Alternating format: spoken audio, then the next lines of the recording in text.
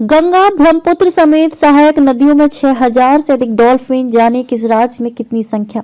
भारत में कुल 6327 river dolphin हैं, जिनमें उत्तर प्रदेश में सबसे ज्यादा 2397 डॉल्फिन है। उसके बाद बिहार 2220, पश्चिम बंगाल 815, असम 635 और झारखंड 162 है। ये देश में नदी डॉल्फिन के लिए पहले अनुमान रिपोर्ट के अनुसार है, जहां दुनिया की 90% गंगा नदी डॉल्फिन रहती हैं। वन्यजीव वैज्ञानिकों ने 2021 और 23 के दौरान 8000 किलोमीटर से अधिक क्षेत्र में भारत के राष्ट्रीय जलीय जानवर नदी डॉल्फिन का व्यापक सर्वेक्षण करने के बाद इन संख्याओं पर पहुंचे। इसमें 8 राज्यों की 28 नदियों का सर्वेक्षण शामिल था। अगस्त 2020 में शुरू हुआ था प्रोजेक्ट डॉल्फिन। गंगा नदी में कभी हजारों की संख्या में डॉल्फिन मौजूद थी। इनकी आबादी पिछले एक सदी में कई कारणों से घटकर 2000 से भी कम रह गई थी। इसमें सीधे तौर पर उनकी हत्या, बांधों और बैराजों से उनके आवास का विखंडन और अंधाधुंध मछली पकड़ना शामिल है। उनकी घटती संख्या ने सरकार को उनके संरक्षण के लिए 15 अगस्त 2020 को प्रोजेक्ट डॉल्फिन शुरू करने के लिए प्रेरित किया।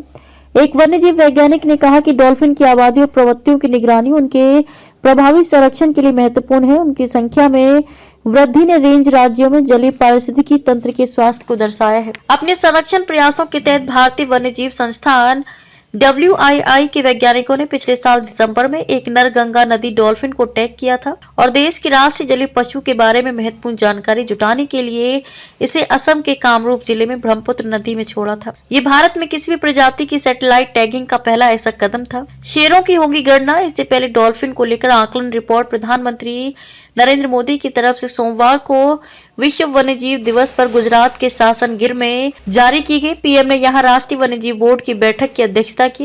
इसमें विभिन्न प्रजातियों के लिए कई पहलों की घोषणा की। इस अवसर पर प्रधानमंत्री ने इस वर्ष शेरों के आकलन के नए चक्र की शुरुआत की घोषणा की।